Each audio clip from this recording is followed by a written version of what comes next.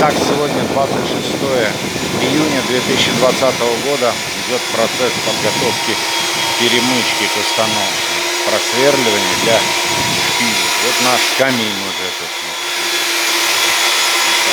тут подняли. Вот с одной стороны в нишу вставлена арматура на клею, на огнестойком. И сейчас еще вот стоят. Все, две арматуры вот так ставятся для армирования. Вот. И зальется клеем. Здесь вот это вот все у нас дело. Вот такие дела. Вот сзади тоже заполнится.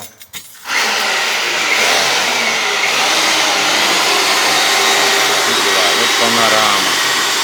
Дорога на Платов. А это Семерницкий шоссе.